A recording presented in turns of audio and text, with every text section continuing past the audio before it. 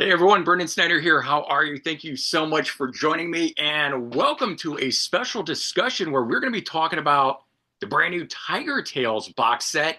Look who I've got with me, Ace Finchum, drummer from Tigertailz, who played on the original first two studio albums, well, actually third, if you count in that cool collection that you guys did in there as well. But Ace, thanks so much for being here. Oh, it's a pleasure, Brendan. So, yeah, this was just a perfect opportunity to get you on the channel here. Ace and I've been following each other on Facebook for a while and having some great music discussions. And when this popped up in the mail, I thought, Ace, we got to get you on the channel here. And I appreciate it, Brendan. I do. Yeah, and by the way, man, killer hat. That's just prime rock and I roll know. right there. I had to get a tiger hat. Yeah, you've had that since back in the day. No, actually, made about 3 or 4 years ago. Oh, Yeah, that's and interesting. me and a guy I met on Facebook, he was like, "Yeah, do you want a hat?" And I was like, "Yeah." He was willing to make me a hat with a tiger on it, so I was like, "Yeah, go for it. That'll be cool." Yeah, absolutely. So a lot of people, I don't know how many people know about it, because at least I know coming up originally I didn't. But Tigertailz is a Welsh band, part of the British movement over there to compete with the American glam metal scene. But you're American, so how did that come about with you joining the band? Well, the original two members, Pepsi Tate and Jay Pepper, are from Wales, but Stevie James Hmm. and me, when we joined the band, it was it was half English and half Cardiff, Right. which is Wales. But since Jay's been in the band, he's like the only original member doing it right now. It's everything is Cardiff, Hmm. Wales, Okay. Wales, yeah. Yeah, you've had two tenures in the group, right? So you joined up in around 86 and then stayed till about 91. Is that correct? That's correct. And then you made a return around 2011 to 2013. Yes, correct. Yeah. So, yeah, you were around back during the heyday of this whole thing Oh and yeah. played on the first two albums. Absolutely fantastic classic slices. First three albums. First three, I apologize, right? I keep leaving out when I say two. I because this was a collection, right? This was Yeah, B-sides, but yeah. no, you absolutely play on. I don't want to diminish that, but in terms of let's get them in the right order. Yeah, First two the jewel studio case. albums, Yeah, yeah, yeah. classic material though, absolutely fantastic. First one though, 1987. Second one, 1990. Correct. Obviously, um, I don't want to call it a delay, but instead of it say being bang bang, like 88, 89, why did the second one not come out until 1990? Was that just the change in singer? That was the change with singer, yeah. But we wanted to make this album. We wanted to spend a lot of time on this album and make sure it was really good. The last album we did like in 7 hours, I think, recording it and It mixing it. sounds good though. I mean, I've heard things, including there's a killer booklet inside this that has a lot of great info in I it, like that. That booklet is killer. isn't it? And in Yeah. here, it's got different interviews, quotes from you Yes. and the other members and stuff. But in here, it seems like everyone's kind of knocking on the first album, saying that the production wasn't very good. Maybe just because I only heard it as a fan from the outside. I love the sound of this. To me, that is classic 87, kind of dirty, raw, sleazy, killer rock and roll. So I Yeah. love it. But yeah, I know what A you lot guys of mean. people do. It's Yeah. it's it's split down the middle, 60-40. So many people prefer the Young Crazy album than they do the Berserk album. Um, and it's just one of them things where, you either get it. A lot of people call it punk sleaze rock, the Yeah. first album. I can hear that a bit. Vocally, Yeah. that this leans more towards Yeah. that. Vocally wise, with Stevie, it was kind of like that. Berserk album, we This spent a lot of that time on higher that. level of production on it. Did I I? mean, I was just gonna say we had people like Don Airy. Don Airy played on Berserk. Wow, I actually didn't know that. That's cool. Yeah, he played the intro to Six X. That whole Oh intro yeah. before Six X. That's Don Airy, and he did work on the song Heaven off of Berserk. Hmm. Yeah. So we just spent a lot of time on that, and I was really worried, Brendan, because I thought, wow, how are we going to reproduce this live? Because we were adding so much layers of stuff in that, but good old click track and backing tracks come into play. Yeah, right. Well, yeah, you guys did pull it off very well. It ended up sounding fantastic. Yeah, I'm proud of that album. I am. Yeah. So, and then right, you guys, you also do this one here where it collected Yeah. together a bunch of different material. It had different stuff from EPs and singles that you had put out on it. Yeah. And interestingly, you've got like Peace Cells, your Megadeth cover that's on here, right? And Yeah. Right. So you guys were looking to explore some different territory. No, we just all love Metallica. I mean, where I lived, I was the first one in the village where I lived to ever get by the first Metallica album. And it was like, I don't know why I bought it. I looked at the picture and I was like, ooh, I don't know. But yeah, I loved it. And after I saw them on the Ride the Lightning tour, and it was just like incredible. Mm-hmm. So, but the rest of the guys, we all love Metallica and Megadeth. We love that stuff. So that's why we did demos of it, I or thought it was recordings of it. Really interesting to have something like that appear at that time, Yeah. in '91. Yeah, exactly. Definitely weren't a lot of glam metal bands doing that sort of thing, showing their,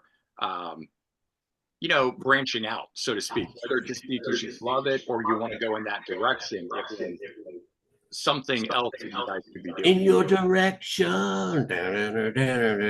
Sorry, get my little rat in. Yeah, right. Rat was one of the greatest, right? It's my favorite 80s band. I know you were playing some Walking the Dog. Yes, off the EP, yeah. Yeah. That's one of the ones we don't see out there that often. I just don't understand why Rat are not bigger than they are. I mean, I thought they had all over Motley Crue. I thought they had the better albums. That's just my personal opinion. I love Too Fast for Love and Shout of the Devil, but Rat's albums just kept coming out and had killer songs on them. I think Rat's material is the most consistent from the era. Yeah. And I have to agree with you. I think they're the top tier band out of that era. Yeah. Always had quality songs, still produce stuff that sounds that way. And Steven still sounds great out there today. I know, right? Yeah. Definitely. Do you ever get a chance to play with him? See, I actually supported Rat, or not Rat. Yeah, it was Rat, because I'm thinking, oh, okay, it wasn't. No. Yeah, I was in a band called Gypsy Pistoleros. Oh, right, yeah. And we toured with Rat, or not toured. We just did one date with Rat in Italy, and the lineup was who was it on guitar? Was it Carlos Cavazza? No, before that. Okay. Who was in the Scream? Oh, okay, John Corabi. Yeah, John. It was John Corabi. He was the different one in the band. Yeah. So we supported them, and I took a picture, with Warren DeMartini after the show. He was really nice. The guys were all nice, except for Bobby Blotzer. He was. Did he have drummer envy? He fucking hell. During their sound check, he was like complaining because the lights on his cymbals were making them look green, and he didn't like that. Oh, that's crazy. And we're like, straining to the bit to get up and sound check ourselves, because the doors were opening soon, and he's complaining because the lights are making his cymbals look green. Yeah, I've heard that he's created issues for the band, numerous times. So let's talk a little bit about the box set itself. How did this come? Was this something that the label approached you guys about, or?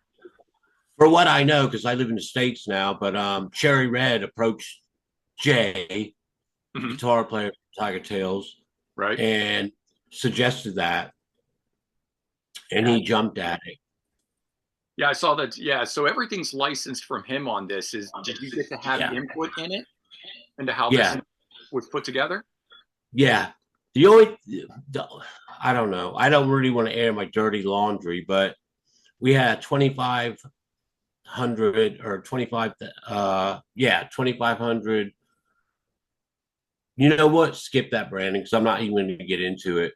Because Totally understand. No worries. yeah, yeah, Where I was going with it is, I yeah, mean, the fact that there's interview content from you in it, I thought that was really cool. It wasn't just the label boxing it together, sticking it out there. You got to have a part in it. I know you're very excited about it coming out. You mentioned that you were happy to get the song Cheap Talk that's from the Kerrang Flexi disc. yes, Have a copy of that. yeah. How do you, what copy do you have off the flexi disc or on there? No, no, off of here. Yeah, I Right, never had that track. It was on a Kerrang magazine flexi disc, right, right. which I didn't have. So yeah, that was the only track I needed for my collection of all the stuff we've done. So I got that now, and I'm quite happy. Yeah, and Yeah, that's one of the that's things one of the that things that I know a lot of us fans enjoy about these kind of collections is the way that they collect together all of that rare stuff that isn't out there. I mean, some of the stuff being collected up on here. here. Any particular reason In they went particular with the reason they went rarities for disc as American opposed to disc as just opposed to including just this? yes. I have no idea. Like I said, when it was put together, Yeah. I had no say in it because I Mhm. didn't know it was being put together. Oh, okay. Yeah, I was only kept in the dark until like months and months before it came out. But they told Jay told me what he was putting on it and Mhm. this, that, and the other. Yeah. Okay. Well, so outside of again your tenure when you were in the band up through 91 and then you came back, what brought you back to the band in 2000? Um, things I don't know. Things went bad in 2011. They asked me, would I be interested in rejoining the band? We're trying to get more to the original lineup because it'd still be me, Kim, and Jay. Right, right. So yeah, we got back together anyway, Mhm. and things weren't working out with Kim for whatever reason. Mhm. We got in the guy from Jules Mills from White. What are they called? White Widow. Oh, okay. I've had a couple of Jack and Cokes this morning, so just bear with me. Yeah, no worries. um, yeah, so Jules Mills joined. So anyway, it was the four of us. So Jay wanted another original member in, Mhm. and he was talked into it by the bass player. So anyway, I came back and we did a tour of Europe, Mhm. and it just went so sad. Oh, yeah. Yeah, nothing was happening. The places weren't packed out, Mhm. and it was fat and bald guys, no women. Right. Women are why you got into it in the first place, right? No. Yeah, so and So you and decided to step away at that point? sorry. I said, so you decided to step away at that point. Yeah, well, we recorded a version of Living Without You Right. when we did a video for it, and it was great. And Jules fit in really good. He really did. But Mhm. yeah, after doing the tour with them, and we finished off at Hard Rock in the UK, Hard Rock Festival, I decided, like, it's weird because I thought Jay was going to fire me anyway. So I decided to quit first before he could fire me. Yeah. Don't let history repeat itself, right? Yes. Yeah, so that's exactly what happened. I stepped away from the band Mhm. and they carried on. But I just felt like, it wasn't happening like it was before. Yeah, if you're not feeling it the way that things used to be, I can understand that. Exactly. Yeah. And I wasn't. It was sad, but like I said, it was a mixture of, like I've had enough, and a mixture of Jay's going to fire me anyway. So I decided to quit. Right, I understand. So outside of Tigertailz, though, you've also played with Angel Witch and Tokyo Blade, Yes. No, not Tokyo Blade. Tokyo, or is that just a Not, mistake? Oh, I read yeah. that on Metal Encyclopedium, so they must have it wrong then. No, I'll tell you what it is. It was Andy. Oh, what's Oh, his name? Bulletin? What's Or yeah, that? Andy Bulletin or Wiggins? Yes, Andy Bulletin. Yeah. Yeah. Um, he came in and produced our first EP. Oh, okay. He came in and did that, and that's the Tokyo Blade connection. I see. Yeah, But you did play with Angel Witch but yeah, I played with Angel Witch. It in was around 2000. yeah, maybe yeah. Was it 2000? Yeah, I think it was 2000. Yeah, it had at least what I was looking up said 2001 to 2002. Well, it's really weird because I came in and I auditioned for Angel Witch, and I got the gig. Hmm. And then Kevin Hayborn decided that he was going to up and move to Belgium. Oh no. So, so I was in Angel Witch for for an hour. Oh yeah. But I always put it on my being because I got the job. So therefore, I put it in my resume that I did join Angel Witch because they did accept me Hmm. out Yeah, of all the absolutely. auditions they did. Yeah.